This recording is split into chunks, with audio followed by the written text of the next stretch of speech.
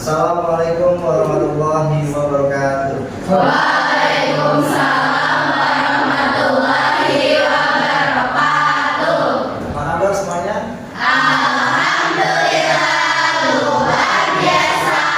Allahu Akbar. Terima kasih ya. Oke, sebelum kita mulai belajar pada pagi hari ini, marilah kita awali dengan berdoa. Silakan ketua kelas untuk memimpin berdoa. Baik, Pak. Sebelum kita mulai belajar hari ini, alhamdulillah kita berdoa terlebih dahulu. Berdoa dimulai.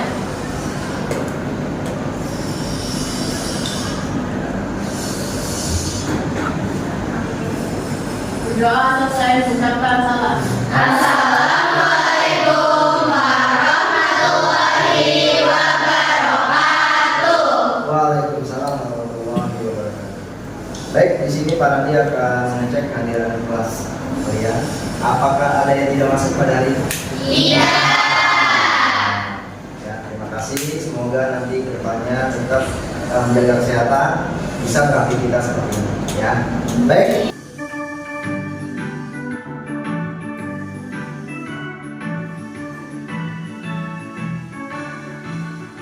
Garuda Pancasila, akulah pendukungmu. Patriot proklamasi, sedia berkorban untukmu. Ya, baik. Sebelum Pak Randi memulai pelajaran, ya, pelajaran pada hari ini, coba Pak Randi akan menanyakan dulu nih, ya, materi pada pertemuan sebelumnya. Coba ada yang tahu nggak? Oke, silakan Tiara. Bapak untuk materi sebelumnya itu ada sifat-sifat air, kemudian sumber-sumber air, dan klasifikasi golongan air. Oke, sip. Terima kasih ya, Tiara. Oke, selanjutnya Pak Randi akan memberikan pertanyaan ya sebelum materi hari ini dijelaskan oleh Pak Randi. Ya, coba ada yang tahu nggak tentang sifat-sifat air? Oke, silakan Samira. Saya kira yang menjawab untuk sifat-sifat air itu ada dua, yaitu yang pertama sifat kimia. Air memiliki sifat polar di mana mudah larut, kemudian air juga memiliki sifat reaktivitas yang di mana air mudah bereaksi dengan zat lain. Kemudian untuk sifat fisika, air memiliki titik didih dan beku. Untuk titik didihnya itu 100 derajat Celcius dan titik bekunya 0 derajat Celcius. Kemudian air juga memiliki sifat gaya kohesi yang di mana air dapat saling matematik antar molekul. Oke, terima kasih ya, kita beri plus untuk selanjutnya. Tujuan pembelajaran pada hari ini yang pertama adalah menjelaskan parameter fisika dan parameter kimia pada air. Yang kedua adalah memahami prosedur pengujian kualitas air. Ketiga adalah melaksanakan pengujian kualitas air, dan yang keempat adalah menganalisis hasil pengujian kualitas air. Oke, terima kasih ya, ya. Jadi di sini kita ada 47 pembelajaran ya pada hari ini. Ya, nanti kalian akan ditugaskan untuk membuat proyek pengujian kualitas air minum ya. Nah, di sini ada 4. Yang pertama kalian harus bisa menjelaskan parameter fisika dan kimia ya. Yang kedua kalian harus bisa memahami prosedur pengujian kualitas air ya.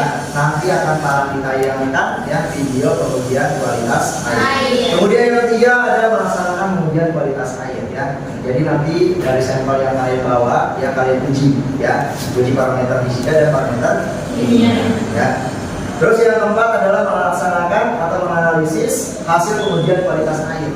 Nah, kalau analisis seperti ini yang dimaksud adalah kalian membandingkan ya data yang kalian uji dengan standarnya atau baku mutu kualitas. Oke, jadi baku mutu kualitas air di sini adalah jadi ada standar ya atas pembatasan minimal ya yang sudah ditentukan oleh peraturan menteri, bisa daerah ya, bisa Permenkes ya. Dalam hal ini adalah Permenkes nomor 2 tahun 2002.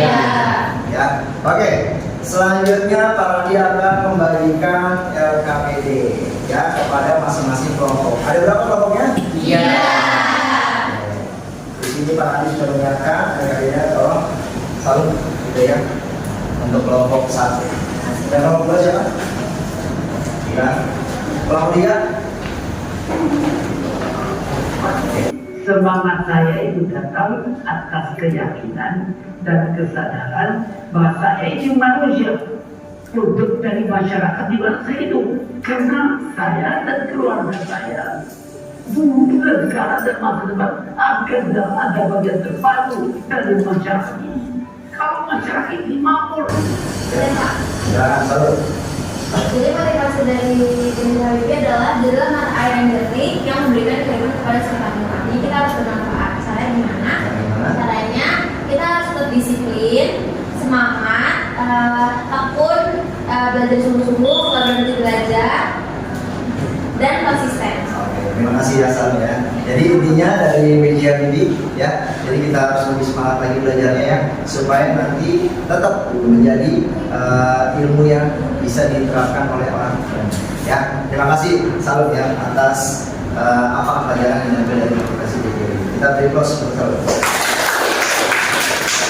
Oke, selanjutnya ya. Tadi Pak Randi sudah menanyakan materi-materi apa saja yang pada pertemuan sebelumnya. Ya, nanti kita kaitkan dengan materi pada hari ini. Ya, materi pada hari ini adalah tentang parameter kualitas air. Ya, sebelumnya tadi Tiara sudah menjelaskan materi sebelumnya ya. Tadi ada sifat-sifat air, yang kedua ada sumber-sumber air, yang ketiga ada klasifikasi air. Ya. Yang kita kaitkan adalah klasifikasi air. Ada 4 kelas. Kelas yang pertama apa? Itu untuk apa? Air minum. Oke, kalau kelas B? Air Minum yang sudah di. Nah, hari ini kita kaitkan di kelas B, air minum yang sudah diolah oleh siapa? Oleh PDAM ya. Nah, hari ini kita menganalisis kemudian kualitas air. Jadi bukan hanya sekedar diuji aja ya. Jadi kita analisis nih. Jadi kalau misalnya kamu punya tetangga dan sebagainya, kamu analisis apakah air itu memenuhi standar atau tidak. Ya, yang tadi disampaikan oleh Gilang ya, baku mutu kualitas air kalau ada standar dari pemerintah. Sebelumnya ya, sebelumnya Pak Randi sudah kembalikan ke KPD. Nanti dari hasil video ya yang Pak Randi akan tampilkan, mohon nanti kalian simak supaya nanti bisa mengerjakan di RKPD. Silakan perhatikan video pembelajaran tentang prosedur kemudian kualitas. Kedua juga ada 5 parameter, yaitu pertama suhu, kedua total dissolved solid atau TDS, ketiga warna, keempat kekeruhan, kelima bau. Sebelum melakukan pengujian parameter fisik air minum, kita persiapkan dahulu alat dan bahan yang dibutuhkan. Pertama, sampel air minum. Kedua, digital water tester. Ketiga, truk TDS. Keempat, fotometer. Kelima, tabung buffer. Keenam, filter GFB. Ketujuh, aqua demi. Pastikan semuanya telah terkalibrasi dengan baik ya. Pertama, kita akan menguji TDS dan suhu pada air minum. Pengujiannya dapat dilakukan secara bersamaan karena menggunakan alat yang sama. Siapkan sampel dan digital water tester. Colokkan ujung probe TDS yang telah terpasang pada digital water tester ke dalam sampel hingga setengah tenggelam. Dan pastikan ujung probe tidak menyentuh dasar wadah lalu nyalakan. Pastikan indikator yang aktif pada layar digital water tester adalah TDS. Tunggu angkanya stabil, lalu catat kadar TDS dan suhu pada layar ya. Ya, kita akan melakukan pengujian kekeruhan dan warna. Keduanya akan dapat dilakukan secara bersamaan karena menggunakan alat yang sama. Pertama-tama, kita lakukan persiapan pengujian lebih dahulu. Saring 10 ml sampel air menggunakan filter GFB.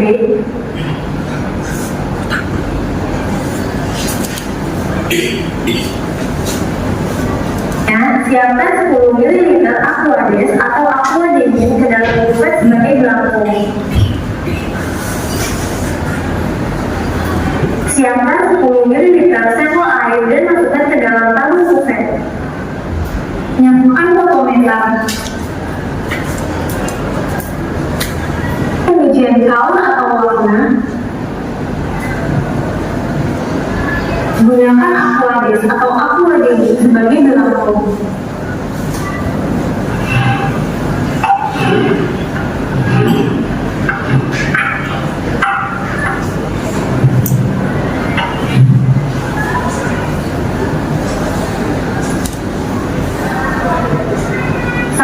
tinggal masukkan sampel yang telah disaring menggunakan filter GSI.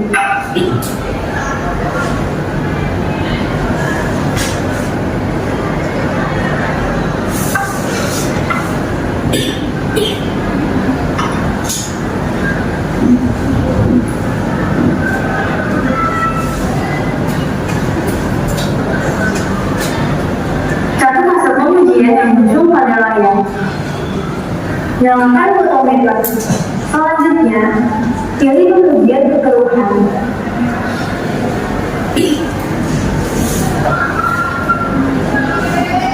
Akan Aquades atau Aquadehu sebagai berlaku. Lalu, masukkan 10 ml sampel yang telah disaring untuk diuji.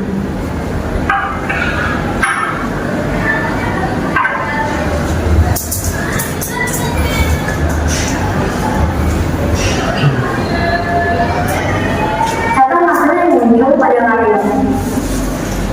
Selanjutnya ada pengujian bau. Pengujian bau ini berbeda dengan yang lain karena termasuk dalam pengujian organoleptik tanpa alat bantu. Siapkan sampel yang akan diuji, pastikan wadah yang digunakan tidak berbau sehingga tidak menyebabkan bias.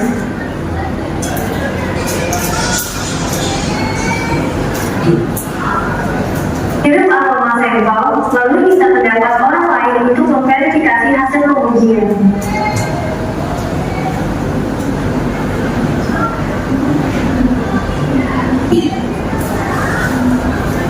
Catat dan deskripsikan hasilnya dengan jelas karakteristik bau air yang diamati. Misalkan air tersebut berbau busuk, bau klorin, bau logam, atau lainnya.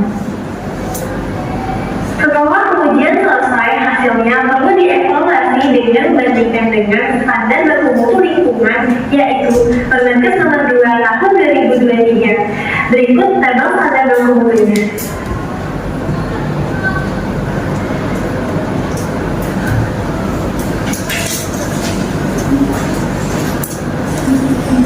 Ini dia penjelasan tentang pengujian parameter fisik pada air minum. Semoga video tadi bermanfaat bagi Anda ya. Jangan lupa jaga kesehatan dan kebersihan dengan cara memastikan air minum yang aman. Terima kasih telah menonton.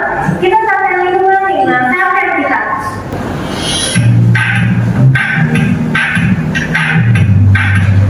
Halo, selamat datang di sini. Perkenalkan, saya Hamidah dari Himpunan Ahli Kesehatan Lingkungan Indonesia. Pada kesempatan kali ini kita akan melakukan pengujian kimia pada air minum di lapangan. Yuk kita simak, kita akan lingkungan sertifikat. Parameter kimia wajib air minum berdasarkan Permenkes nomor 2 tahun 2023 ada 12 parameter, yaitu pertama, pH, kedua, nitrat, ketiga, nitrit, keempat, kromium, kelima, besi, keenam, mangan, ketujuh, sisotron, kedelapan, arsen, kesembilan, kadmium, 10, timbal, 11, fluoride, ke-12, aluminium. Dalam video kali ini akan dipraktikkan untuk pengujian pH dan kadmium saja ya. Untuk pengujian kimia yang lainnya kurang lebih sama dengan pengujian kadmium. Jadi dapat dilihat pada masing-masing tip ya. Kadmium dapat masuk ke dalam air minum melalui pelepasan limbah industri, pembuangan limbah dari pertambangan, dan proses alami seperti pelarutian dari batu atau tanah yang mengandung kadmium.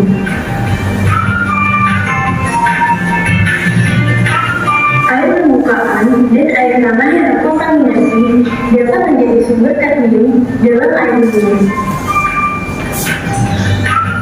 Paparan jangka panjang terhadap kadmium dalam air minum dapat menyebabkan kerusakan organ tubuh, terutama ginjal dan hati. Kadmium juga dapat berakumulasi dalam tubuh dan berdampak negatif pada sistem syaraf, sistem kekebalan tubuh, serta meningkatkan resiko perkembangan kanker.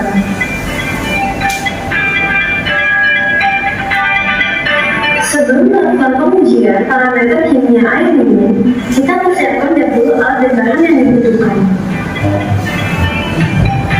Pertama, sampel air minum. Kedua, digital water tester. Ketiga, probe pH. Keempat, kit reaksi kadmium.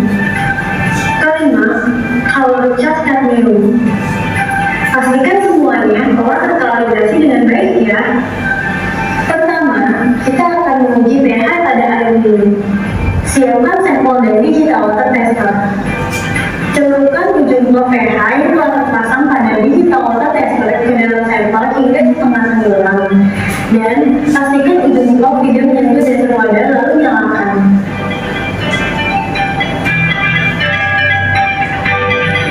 Pastikan indikator yang aktif pada layar digital water tester adalah pH. Tunggu angkanya stabil.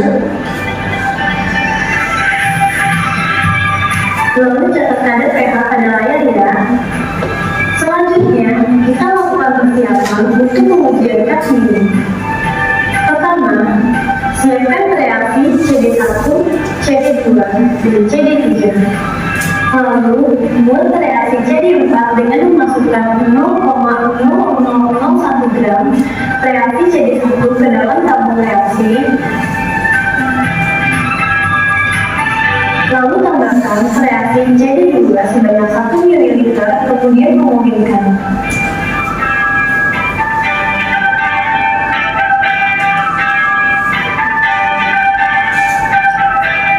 Setelah reaksi CD4 didapatkan, masukkan 1 ml sampel ke dalam tabung reaksi. Tambahkan reaksi CD4 sebanyak 2 tetes menggunakan pipet. Sampel yang terindikasi mengandung kadmium ditandai dengan perubahan warna menjadi kuning. Lalu, tambahkan reaksi CD3 sebanyak 1 tetes. Jika sampel tetap berwarna kuning, maka sampel tersebut positif mengandung kadmium. Untuk memastikan kadar kualitatif hasil uji kadmium, maka bandingkan dengan kalorifer yang tersedia dalam kit. Lalu, catat hasilnya ya.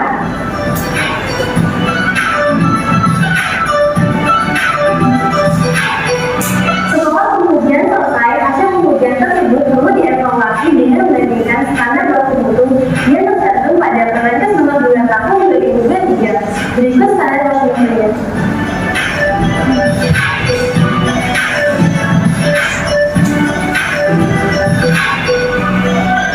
Silakan dicatat ya.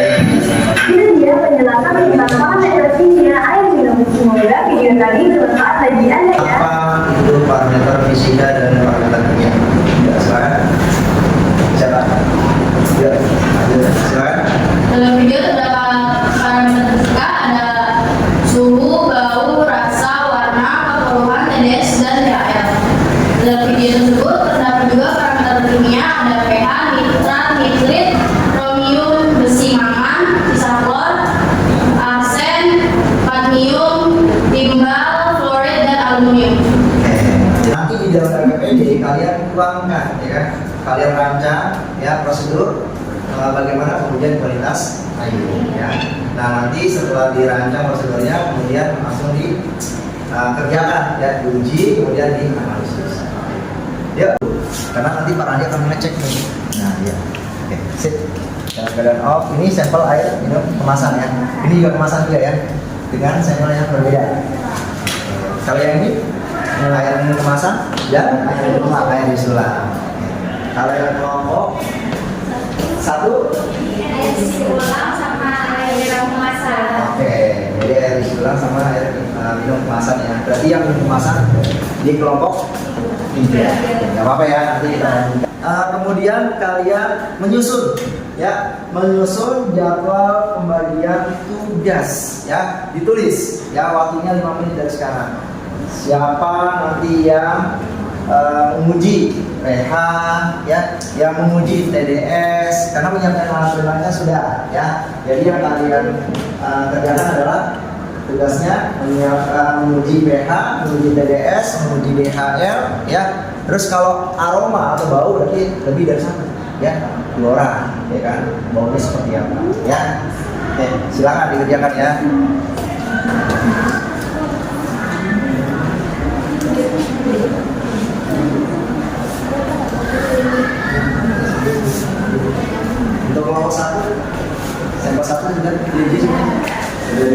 Nomor 2? Sudah Pak. Sudah, sampel 1 ya. Nomor 3? Sudah.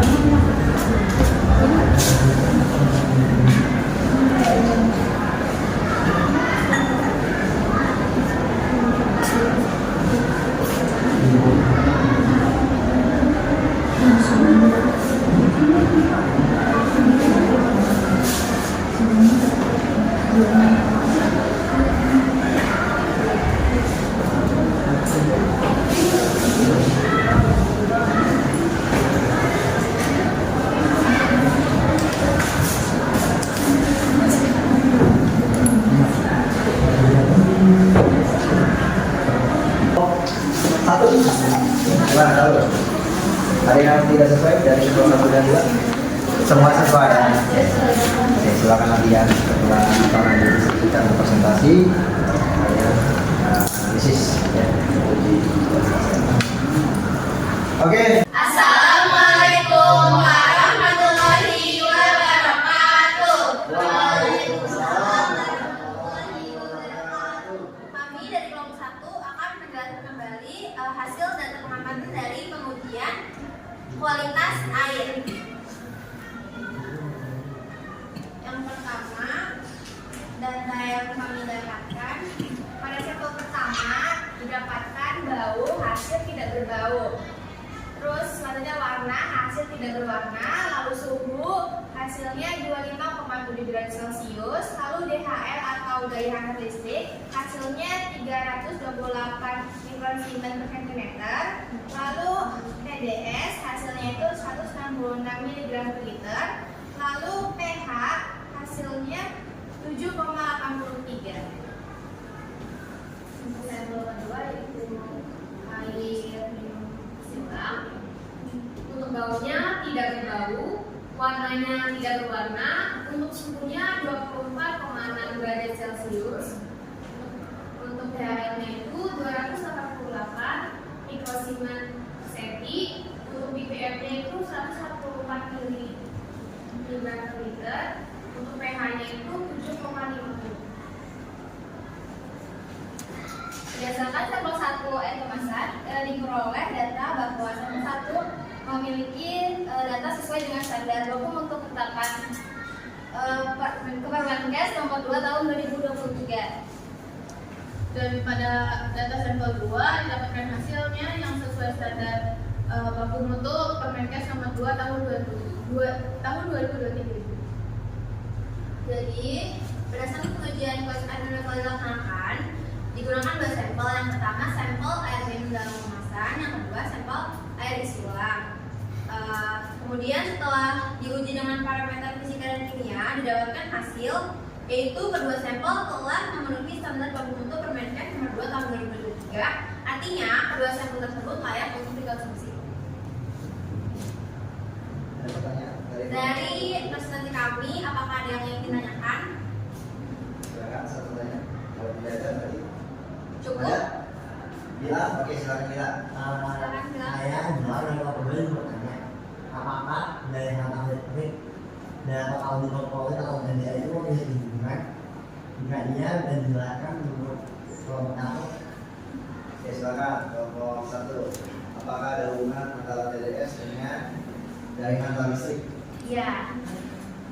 Ya silakan. Menjawab, bilang iya ada hubungannya. Jadi TDS dengan daya hantar listrik. Jadi nilai daya hantar listrik itu harusnya nilainya 2 kali kelipatan dari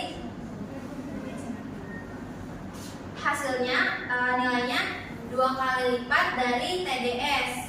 Jadi kalau misalkan TDS yang sampel kedua kita adalah 144 mg per liter, berarti sudah sesuai karena DHL kita 288 mikrosievert per cm.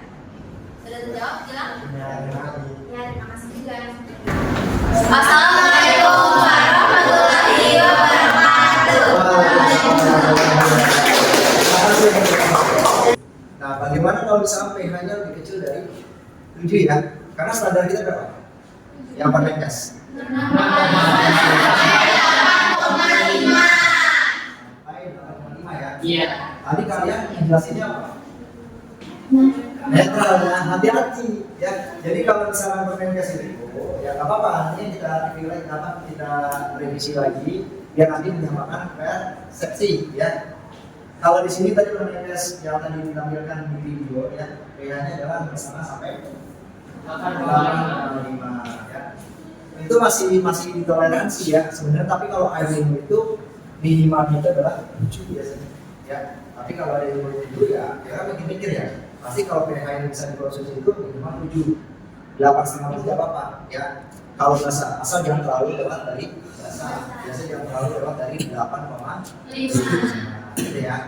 Pertanyaan Tepuk 1, tepuk 2, tepuk 2, tepuk 1, tepuk 3, tepuk 3, tepuk 1, tepuk 3, tepuk 3, tepuk 2.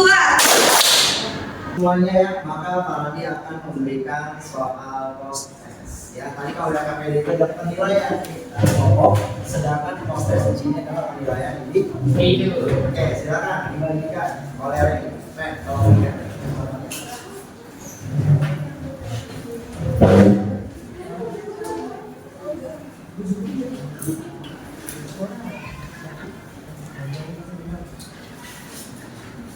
Sudah semua dibagikan soalnya?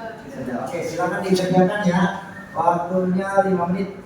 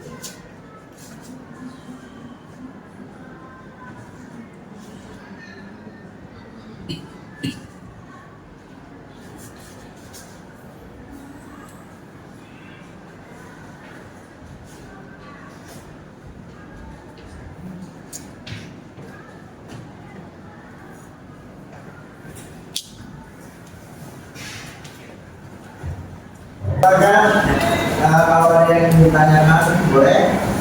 Ada yang tidak ingin ditanyakan? Ataukah sudah cukup paham? Sudah cukup paham ya? Oke. Gimana perasaan belajar pada hari ini? Senang, seru, pelit?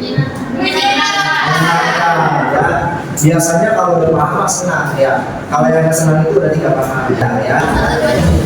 Oke. Pak Radi ingin memberikan informasi ya sebelum kita tutup pembelajaran pada hari ini ya. Jadi untuk pertemuan berikutnya ya, jadi ada informasi supaya nanti kalian bisa belajar di rumah, mencari referensi lewat YouTube, lewat jurnal dan sebagainya ya. Jadi hari ini kan kita belajar tentang parameter kualitas air minum ya, dimana parameter fisika itu hanya 6. Ternyata nanti pada saat bukan analisis sampel air minum, kalau mungkin sampel air limbah, maka ada tambahan lagi, oke, kekeluaran ya. Nah ada satu lagi namanya TSS ya, TSS ya. TSS itu artinya apa? Total suspended solid ya, kepanjangan itu. Artinya zat terlarut yang tersuspensi, artinya ini tidak lolos dari kertas saring ya, apa yang ada di kertas saringnya itu namanya adalah TSS. Kalau untuk menilai, ayo siap. Sebelum kita mengakhiri pelajaran hari ini, aku baiknya kita berdoa terlebih dahulu.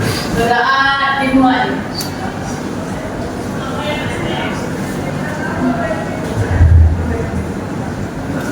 Doa selesai mengucapkan salam dan terima kasih.